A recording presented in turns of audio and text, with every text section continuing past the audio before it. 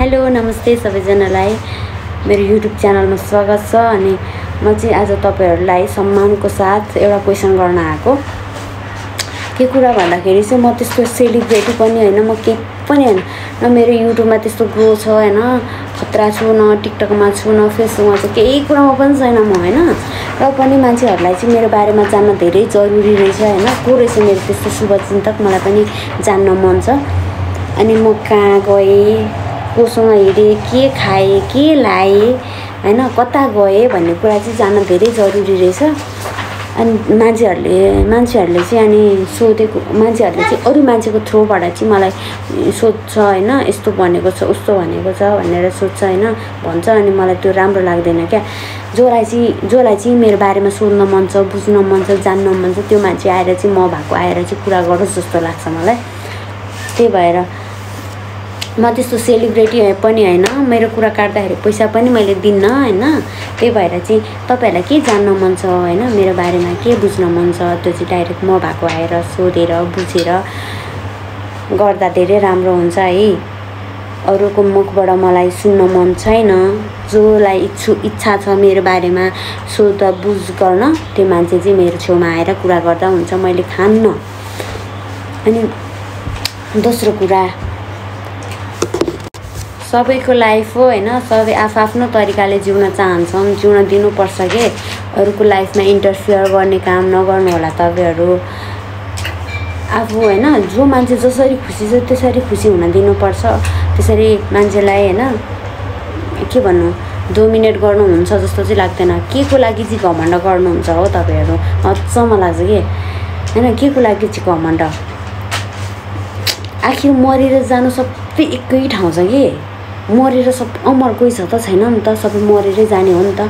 तपाईहरु के को लागि चाहिँ घमण्ड गर्नुहुन्छ क्या। लाइक मेरो कुरा जान्न मन छ त तपाईहरु मेरो सामने आएर कुरा गर्नु न, मसँगै कुरा गर्नु न। मैले त्यस्तो भाउ खाएर त कसैसँग नबोलेको जस्तो त लाग्दैन मलाई। मलाई जस्तो व्यवहार गर्छ मान्छेले म त्यस्तै मात्र गर्छु। मलाई राम्रो गर्छ भने म राम्रै गर्छु त्यो मान्छेलाई, मलाई नराम्रो गर्छ भने नराम्रै गर्छु। मेरो बानी चाहिँ त्यही चाहिँ नराम्रो हो जस्तो लाग्छ क्या। मान्छेहरूले देखावटी गर्छ, म त देखावटी गर्न चाहिँ आउँदैन क्या। म जे फ्याक हो म त्यही नै देखाउँछु क्या। अनि त्यही भएर पनि मान्छेहरूको नजरमा म राम्रो छैन हैन।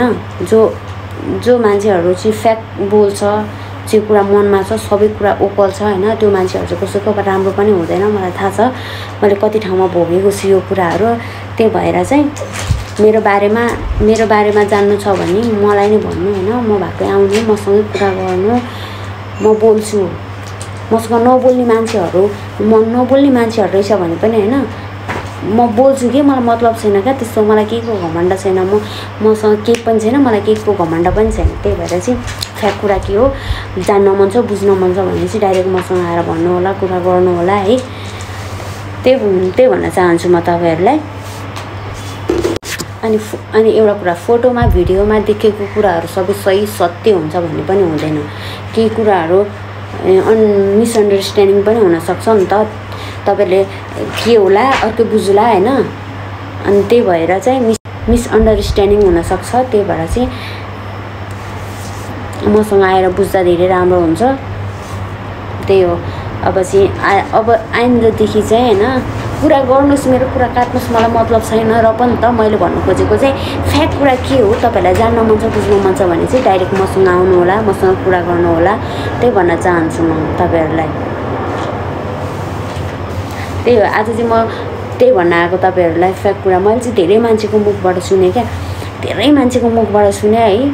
100 अति नै भइसकेपछि चाहिँ मैले यो भिडियो बनाएको हो।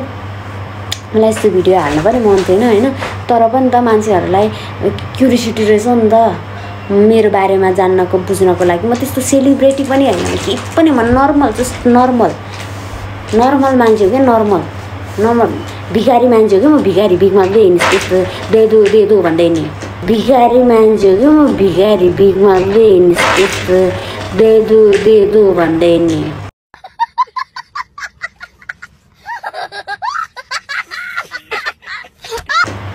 हो त्यस्तो मान्छे हो। र पनि मान्छेहरूलाई चाहिँ मेरो बारेमा जान्न मन रहेछ, खुसी लाग्यो। मेरो शुभचिन्तकहरू हुनुहुँदो रहेछ। त्यही हो, शुभचिन्तकहरूलाई चाहिँ डाइरेक्ट मसँग आएर भेट्नु होला, कुरा गर्नु होला, बोल्नु होला है।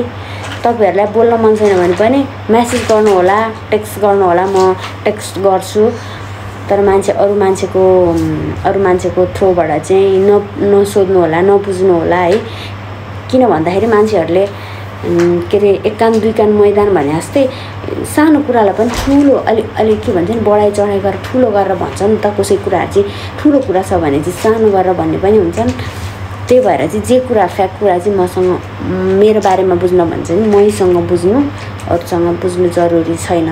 म त्यस्तो घमण्डी पनि छैन, मलाई केहीको घमण्ड पनि छैन। सो त्यही हो। त्यही भएर चाहिँ तपाईहरु ढुक्क भएर चाहिँ मसँग आएर सोध्न सक्नुहुन्छ। आजको लागि चाहिँ यति नै हो हैन, यही कुरा भन्न आएको। बाइ बाइ सबैजनालाई।